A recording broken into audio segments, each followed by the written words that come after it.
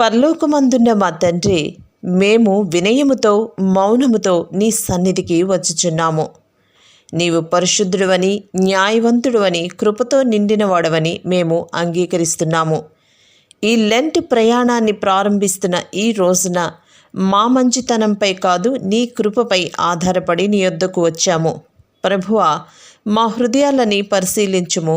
నీకు ఇష్టం లేని ప్రతి దానిని మాకు చూపించుము. మా జీవితాన్ని పూర్తిగా నీ ముందుంచుతున్నాము. కీర్తనలు 139 అధ్యాయము 23-24 వచనములు. ప్రభువా, ఈ రోజున మేము ఒప్పుకుంటున్నాము. మా ఆలోచనలలో, మా మాటలలో, మా క్రియలలో నీకు విరోధంగా పాపం చేశాము.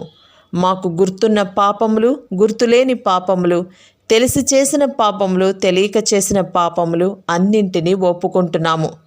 ప్రభువా, మమ్మల్ని క్షమించండి. 1 యోహాను 1 అధ్యాయము 9 వచనము. తండ్రి దేవా, మేము కారణాలు చెప్పటానికి నీ యొద్దకు రాలేదు. మమ్మల్ని మేమే సమర్థించుకోవటానికి రాలేదు. విరిగిన హృదయాలతో వచ్చాము. పశ్చాత్తాపడిన ఆత్మతో వచ్చాము. ప్రభువా, మాలో శుద్ధమైన హృదయాన్ని సృష్టించుము.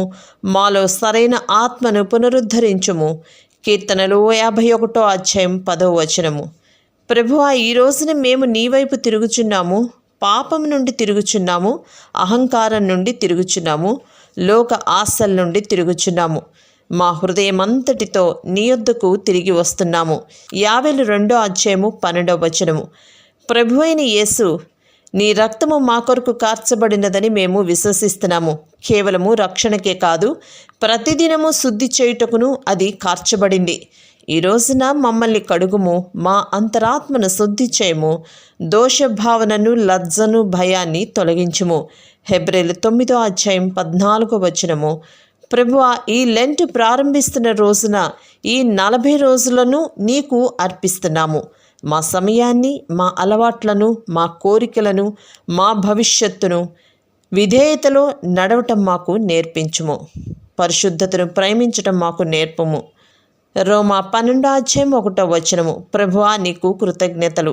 మమ్మల్ని తిరస్కరించినందుకు, మమ్మల్ని తిరిగి పిలిచినందుకు, మాకు మరో ఆరంభం ఇచ్చినందుకు.